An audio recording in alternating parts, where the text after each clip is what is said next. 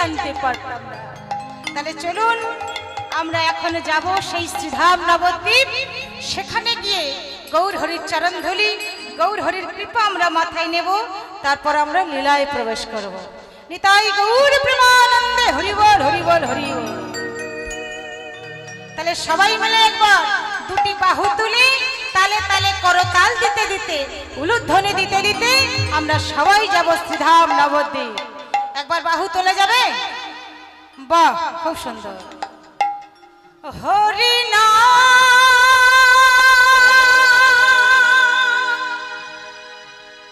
কৃষ্ণ নাম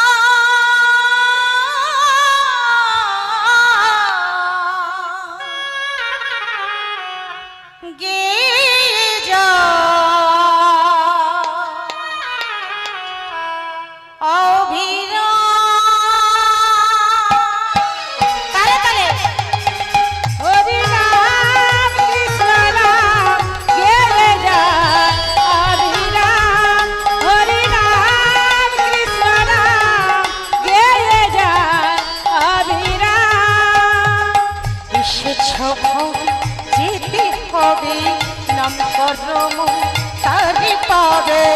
এসেছো ভাবে যেতে হবে, নাম করো মন তারি পাবে। এসেছো ভাবে যেতে হবে, নাম করো মন তারি পাবে। এসেছো ভাবে যেতে হবে, নাম করো মন তারি পাবে। নিতাই গৌর রাধে শ্যাম রে নাম, হরে কৃষ্ণ হরে রাম। হরি নাম কৃষ্ণ নাম গেয়ে যায় অবিরাম। হরি নাম কৃষ্ণ নাম গেয়ে যায় অবিরাম।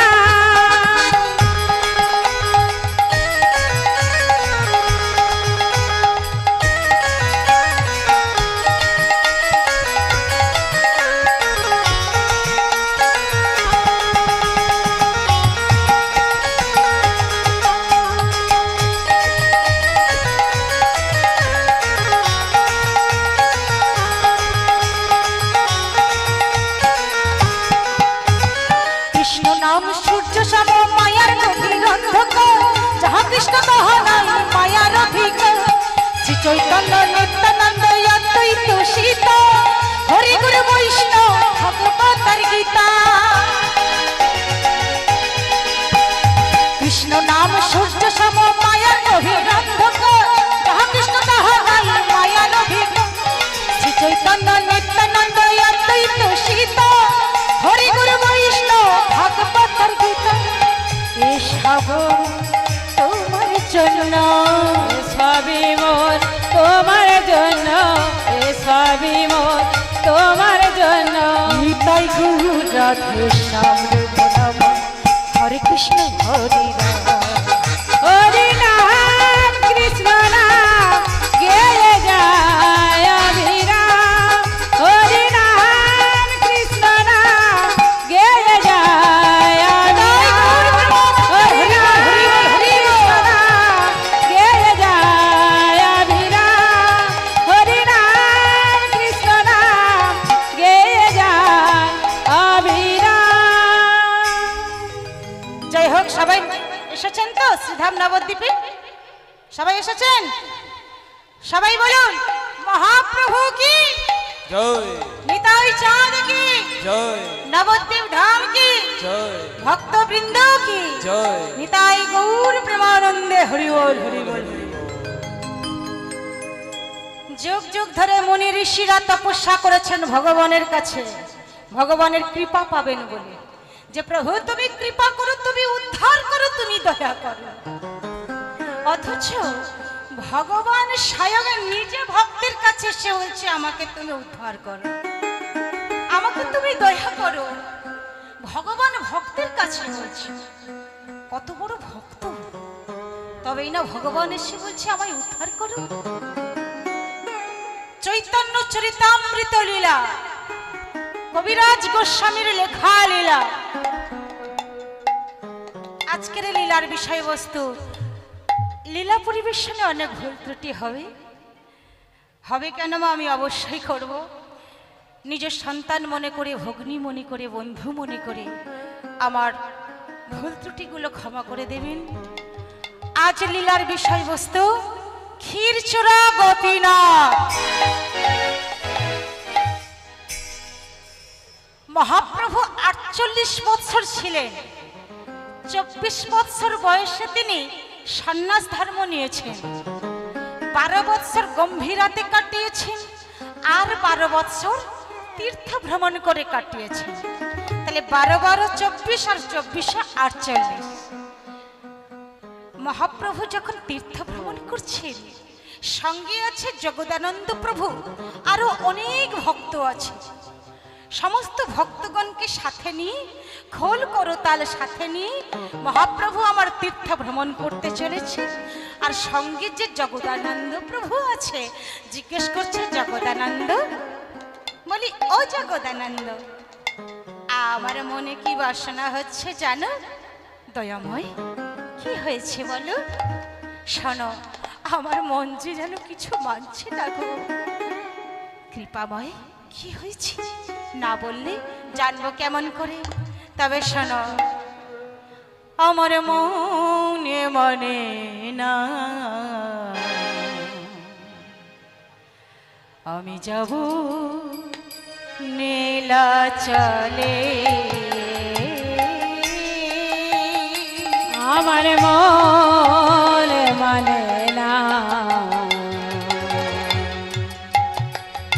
আমি যাব লীলা চলে। আমার মনে মনে না,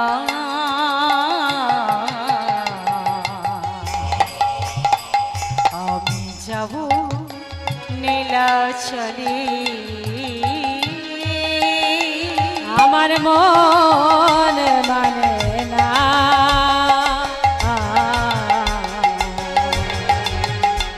আমি যাব লীলা চলে। আমার মায়েরা দেশ নিজের মনে রাধে, আমার মায়ের রাধে নিজের মনে রাধে। আমার মায়েরা দেশ নিজের মনে রাধে, আমার মায়ের রাধে নিজের মনে রাধে। যাব নীলা চলো পুরে,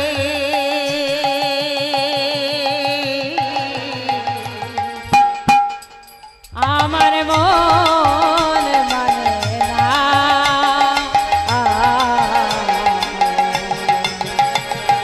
যাব লীলা চলে। আমার মন মানে না,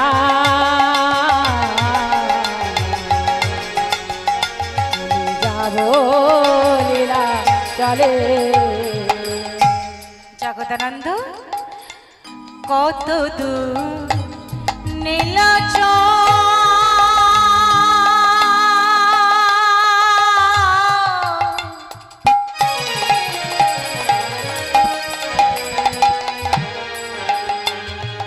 আমি দেখব তারে,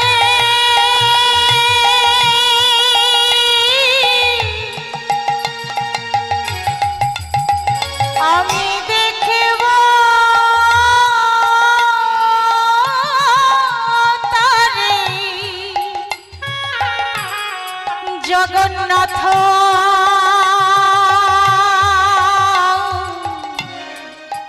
হেরো জগন্নাথ স্বামী।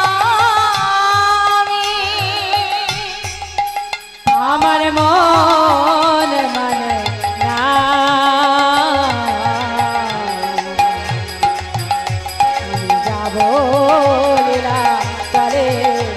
আমার মন মানে না, আমি যাব লীলা চলে। বেশ, যেতে যেতে অবশেষে এসে পৌঁছালেন বালেশ্বরে। যখন বালেশ্বরে বেশ এসে পৌঁছেছেন, প্রভু আমার জিজ্ঞেস করছেন, জগদানন্দ? বলি, ও জগদানন্দ, কোথায় এলাম বলো তো?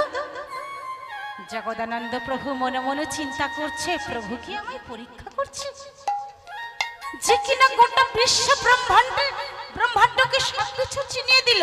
কোথায় শ্যামকুণ্ড, কোথায় রাধাকুণ্ড, কোথায় গিরি গোবর্ধন, কোথায় গোবিন্দ কুণ্ড, আমরা তো কিছুই জানতাম না।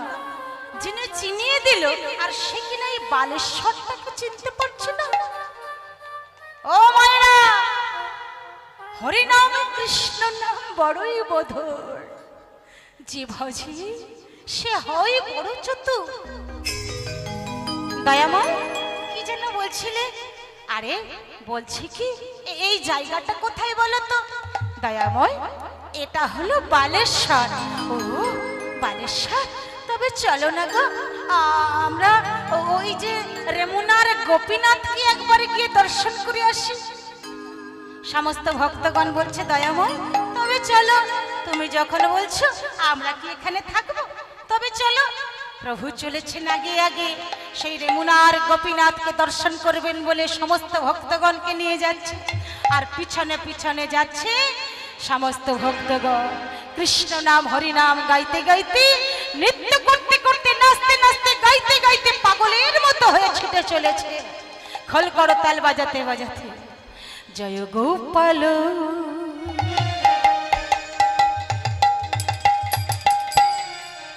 জয় গোপাল কৃষ্ণ কানহাইয়া, শ্যামল সুন্দর শ্যাম।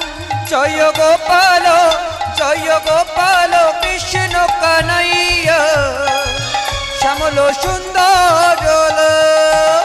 গোপাল, জয় গোপাল কৃষ্ণ কানহাইয়া, শ্যামল সুন্দর শ্যাম।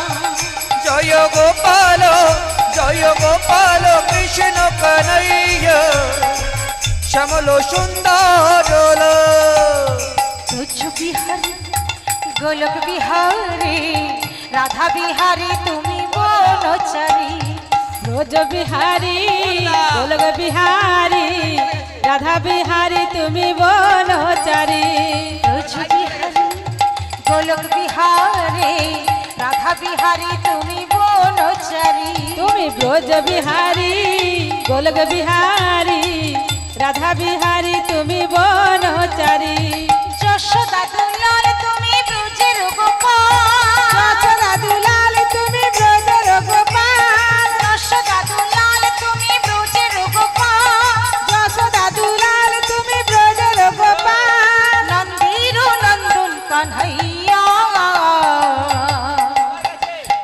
মহাপ্রভু কি জয়, হৃদয় চাঁদ কি জয়।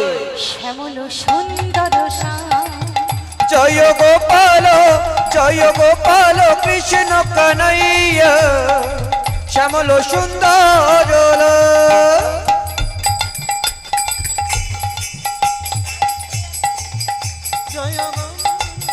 জয় গোপাল কৃষ্ণ কানাইয়া, শ্যামল সুন্দর। রাসবিহারী, বংশীধারী, রাধা বিহারী তুমি বনচারী। তুমি রসবিহারী, বংশীধারী, রাধা বিহারী তুমি বনচারী। রাসবিহারী, বংশীধারী, রাধা বিহারী তুমি বনচারী। তুমি রসবিহারী, বংশীধারী, রাধা বিহারী তুমি বনচারী। যশোদা দুলাল তুমি ব্রজের রাখা, যশোদা দুলাল তুমি ব্রজের রাখাল, যশোদা দুলাল তুমি ব্রজের রাখাল। বৃন্দাবনের ননিচোরা, শ্যামল সুন্দর শ্যাম। জয় গোপাল, জয় গোপাল কৃষ্ণ কানাইয়া, শ্যামল সুন্দর। জয় গোপাল কৃষ্ণ কানাইয়া, শ্যামল সুন্দর। শ্যামল সুন্দর, শ্যামল সুন্দর। দেখতে দেখতে অবশেষে এসে পৌঁছালেন রেমুনার গোপীনাথের সম্মুখে। সমস্ত ভক্তগণকে বলছে, ভক্তগণ, এই রেমুনার গোপীনাথকে তোমরা সবাই দর্শন করো আর প্রণাম করো। সমস্ত ভক্তগণ প্রণাম করছে। ভিতরে আছে অচল গোপীনাথ, বাইরে এসে দাঁড়িয়েছে কলিযুগ পাবন গৌর হরি আমার সচল গোপীনাথ। আহা হা, ভিতরে যে গোপীনাথ ছিল মাথায় ছিল তার একটা পুষ্পচূড়া, মানে ফুলের মুকুট। আর বাইরে যিনি এলেন গৌর হরি আমার সচল গোপীনাথ, সমস্ত ভক্তগণকে সাথে নিয়ে এসেছে। তাহলে এইবারে কবিরাজ গোস্বামী আমার মনে মনে চিন্তা করছে, আহা কত সুন্দর দৃশ্য। ভিতরে এক গোপীনাথ অচল গোপীনাথ, বাইরে আছে কলিযুগ পাবন অবতার সচল গোপীনাথ। দুই গোপীনাথ যখন একত্রিত হয়েছে, মুখোমুখি এসে দাঁড়িয়েছে, কবিরাজ গোস্বামী আমার লিখলেন, রেমুনা গোপীনাথ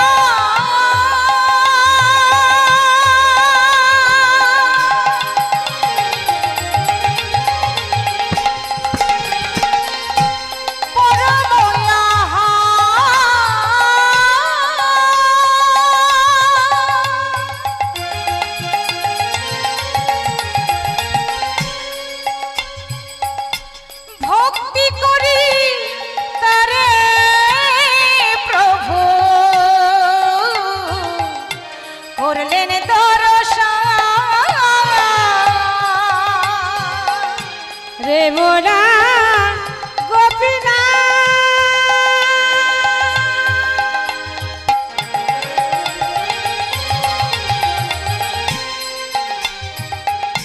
পরময়াহা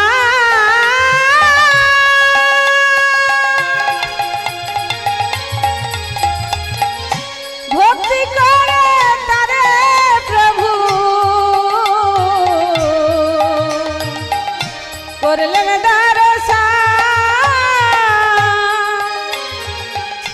তারি পা আহা পতনি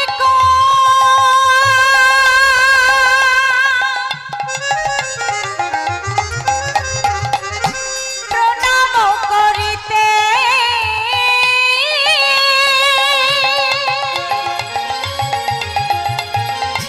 তারি পুষ্প চূড়া পড়িল।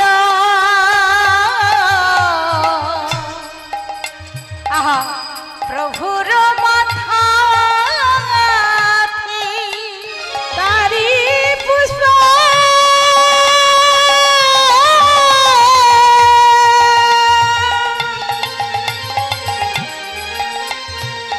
চূড়া পড়িল।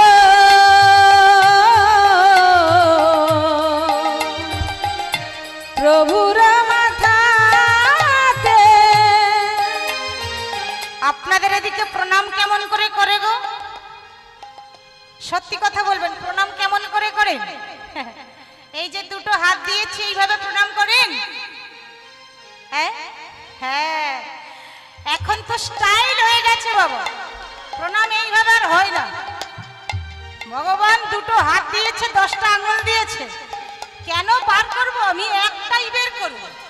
হ্যাঁ, কোনো দেব দেবতার মন্দিরের সামনে দিয়ে গেলে একটা বের করব, আর একবার কপালে, একবার বক্ষে, একবার, নাকি? এখন তো আবার ইয়াং জেনারেশন না, আরো মানে স্টাইল বেড়ে গেছে, তাদের কপালে আবার ওঠে না, এই আঙুলটা নাকের ঢোকায় আর এই বক্ষে। এইবারে আপনারা প্রশ্ন করতে পারেন, মা মানসী তুমি যে বলছো যে এইভাবে প্রণাম করার তো আমাদের উচিত, তাহলে এইভাবে কি সবসময় সম্ভব হয়ে ওঠে না? এটাও বাস্তব সত্যি। হয়তো কোনো দাদা ভাই, কোনো ভাই হয়তো বাইক চালাচ্ছে, তাহলে সেই বাইক চালাতে চালাতে কি দাঁড়িয়ে কি প্রণাম করবে? কেউ হয়তো বাজার করে নিয়ে আসছে, তাহলে বাজারের থলি নামিয়ে প্রণাম করা যায় না। কারোর হয়তো কাছে কলসি আছে, সেটাও করা সম্ভব নয়। তাহলে শাস্ত্র কি বলছে? আমি বলছি না বাবা, শাস্ত্র বলছে তোমাকে দেখানো ভালোবাসা এই কলিযুগে কেউ পছন্দ করে না। আমরা মানুষ হয়ে কি পছন্দ করি? যদি কেউ মুখোশ পরে দেখানো ভালোবাসা আমাদের দেখায়, আমরা কি পছন্দ করি? সেটাও তো করি না, তাহলে ভগবান কেন করবে? বলছে শোনো, যদি তোমার হাত জোড়া থাকে দেখানো প্রণামের কোনো প্রয়োজন নাই, তাহলে তুমি তাই বলে প্রণাম করবে না? তাহলে কেমন করে হয় প্রণামটা? তাহলে তুমি কেমন করে করবে? যখন তুমি যাবে, যদি তোমার হাত দুটো খালি থাকে এইভাবে করো, আর যদি তোমার হাত জোড়া থাকে তবে তুমি কি করবে জানো? শুধুমাত্র মাথাটাকে নত করো, ভগবান প্রণাম গ্রহণ করবে।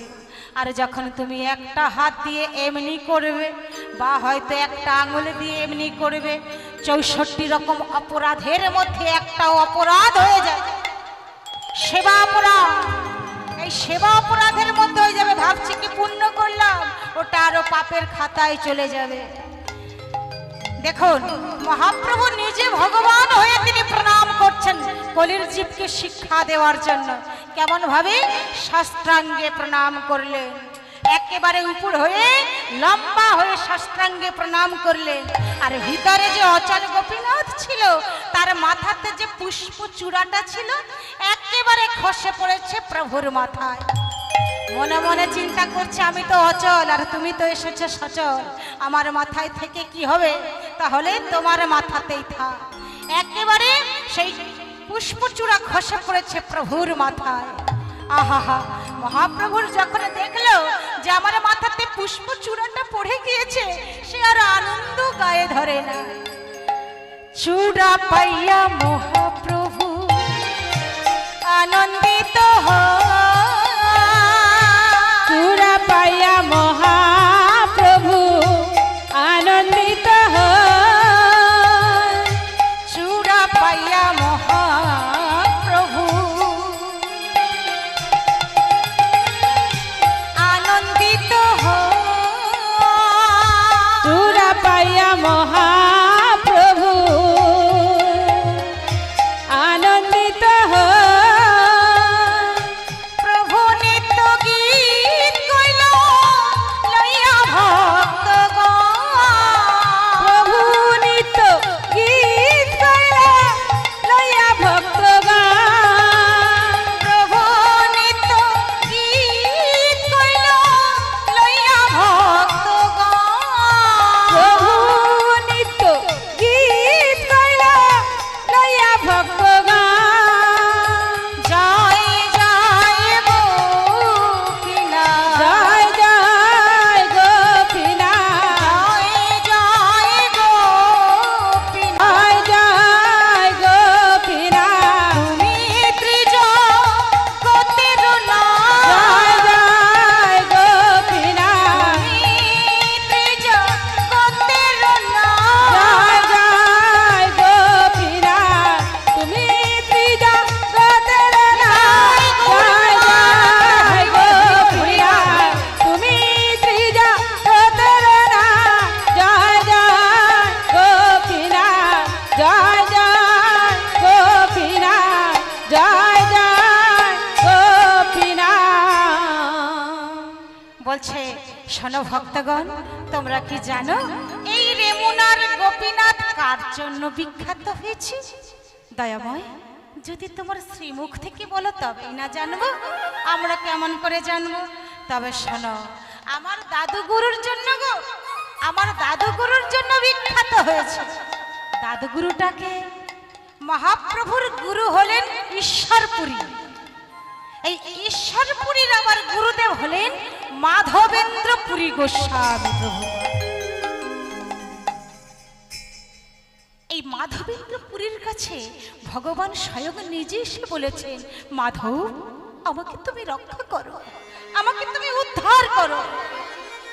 সে গল্প শুনতে গেলে আমাদের যেতে হবে শ্রীধাম বৃন্দাবন। সেখানে গিয়ে মাধবেন্দ্র পুরীর কাছে কেমন করে ভগবান এসে উদ্ধার করার কথা বললেন, আর মাধবেন্দ্র পুরী বা কেমন করে উদ্ধার করলেন, আর কেমন করেই বা ক্ষীর চুরি করলেন ভগবান নিজে ওই মাধবেন্দ্র পুরীর জন্য, সে কাহিনী আমরা শ্রবণ করব সবাই মিলে। তবে আমরা এখন যাব শ্রীধাম বৃন্দাবন। রাধা রানী কি, রাধা রানী কি জয়, রাধা রানী কি জয়। বাহ। श्याम के बिना